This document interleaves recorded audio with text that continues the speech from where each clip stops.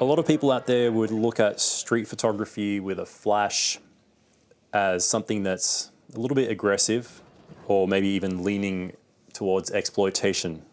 What would you say in response to that? I think that it's a half-truth.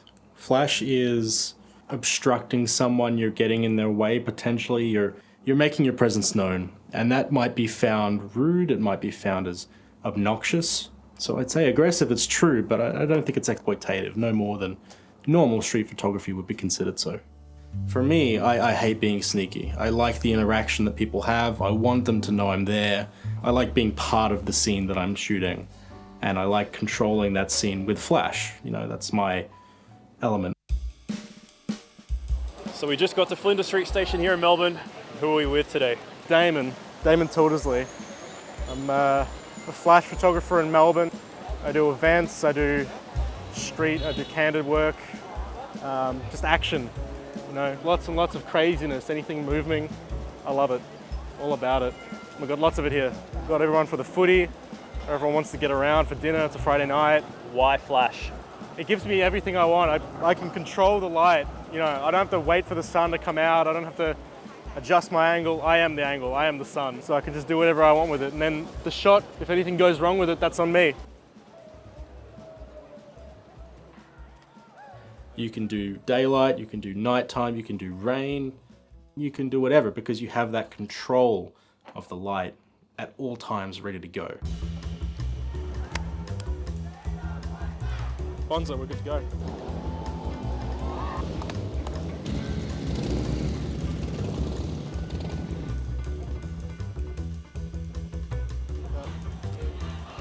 There we go.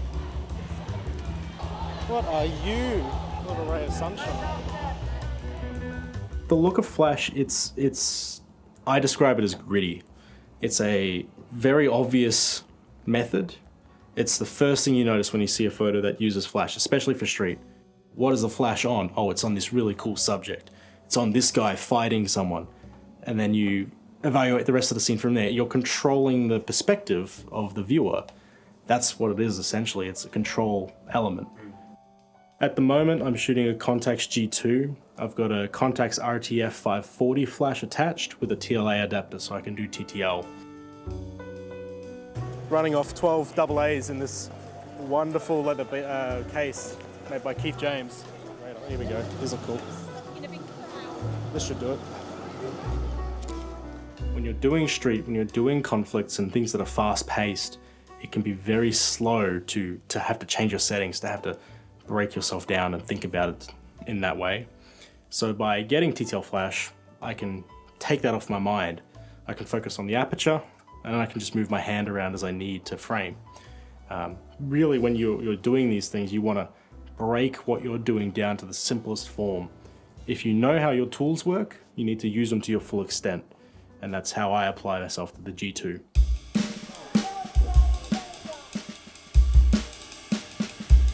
It's getting close, it's being part of the crowd, being out of the crowd, back in it, through, zigzagging around it. That's a big part of shooting any form of conflict, is that challenge of nailing it. You have like a half second to get everything right and you nail it. Nothing beats it. Nothing will ever feel more satisfying than getting that shot back and knowing you got what you had in your mind. That there's nothing better than it. And it's addictive. You know, there's no other way to say it. I think the ultimate goal for documentary photography or street photography is to convey an emotion to the viewer. You want your viewers to feel something when they see your photo. They want to think good things or bad things. Conflict of something is always going to make your viewer feel something about what you do. Whether they agree or not with the subject, that's, you know, up to them to decide. We're always looking for conflicts. We're always looking for an emotional attachment.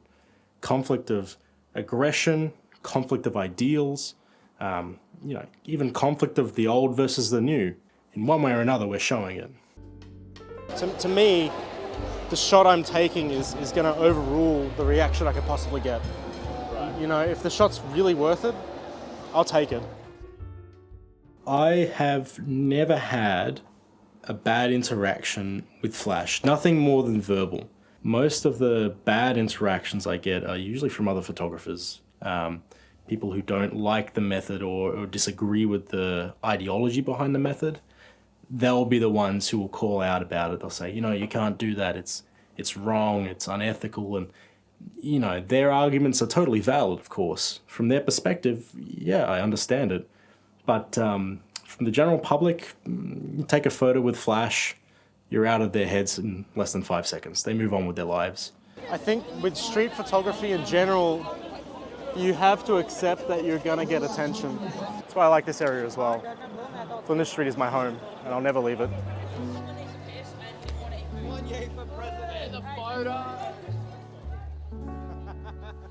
It's important when you're shooting in a way that's considered maybe controversial or aggressive that you are always honest with yourself and what you think about your style. If you're doing something just to emulate someone else, then you're always going to come short. Do your own thing, go your own way, because that is the best way of doing it. Keep trying at your own thing, finding what you like in your own photos, and then saying, oh, I like this, I love this element, I love this person here, that color's great. Get confident in your own ability, and then chase what you like the most. It's never ending. You're always going to be looking at something and going, I could have done this better. I could have improved this, or wow, what if I was doing this instead, or what if I was a step to the right? You can't be perfect. No one's ever going to be perfect. That's the beauty of art. But damn, you can get close sometimes. As long as I keep doing it, I'm going to be happier and happier with my own output. My goals, it's to print more. That's really the big one. Print more books, make a book, a new one. I have a pretty good idea now of what I do and don't like. So now I see myself as refining, which is a constant process. It's an ever-going process. You're never going to be done with it. Is there anything else you want to tell people about or where they can find your work? Yeah, of course. I have a website. It's damontildesley.com. You can also find me on the One More Stop Discord. I help run that.